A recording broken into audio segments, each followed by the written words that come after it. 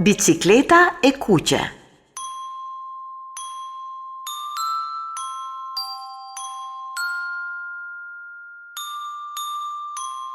Një bicikletë e re po priste në dyqan, gati për të bërë dhuratë e bukur për një djalë me emrin Olsi.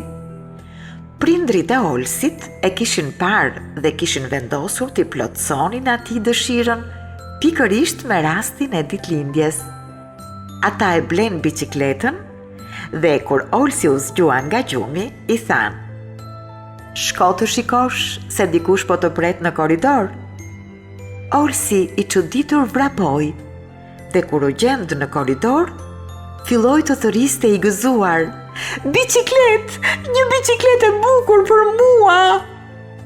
Gëzuar ditëlindjen dhe u bësh 100 vjeç Olsi, e uruan prindrit: "Faleminderit mami, faleminderit babi, kjo është dhurata më e bukur që më keni bërë ndonjëherë.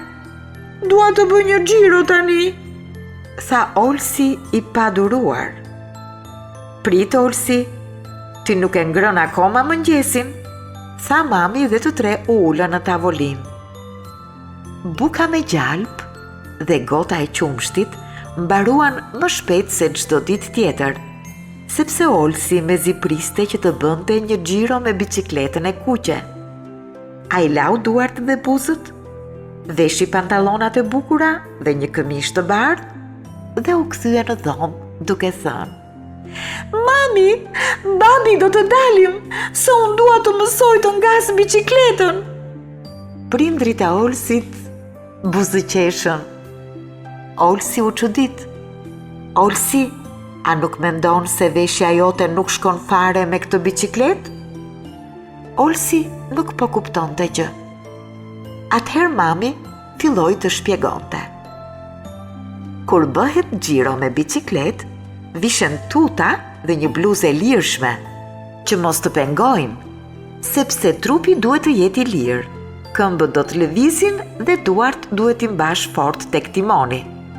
Ndërsa babi u ngrit dhe nxori nga kutia disa gjëra të çuditshme, të cilat Olsi i kishte parë vetëm në garat e ciklistëve.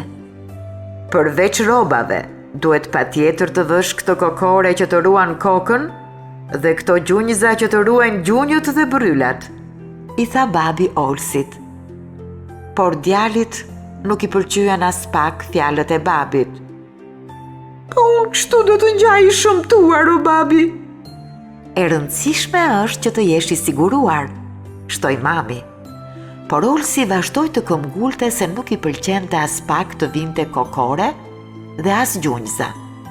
Ai mori bicikletën, ndërsa prindrit e ndoqën pas deri në oborin e shtëpisë. Babi filloi t'i mësonte bicikletën.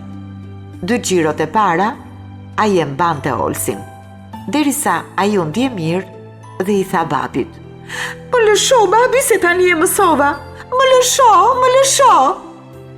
Babi e lëshoi dhe Olsi eci përpara me bicikletë.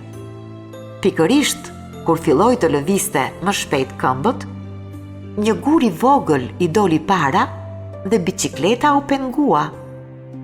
Olsi u rrëzua.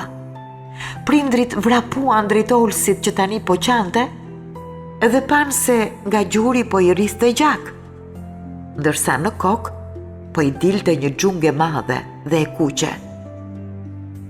Ata i mjekuan këmbën dhe ballin Olsit, i cili tani ndihej i mërzitur që nuk ishte dëgjuar mamin dhe babin.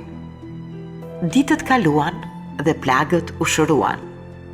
Olsi mësoi t'i jepte bicikletës dhe asnjëherë nuk harroi të vinte kokoren dhe gjunjëzat.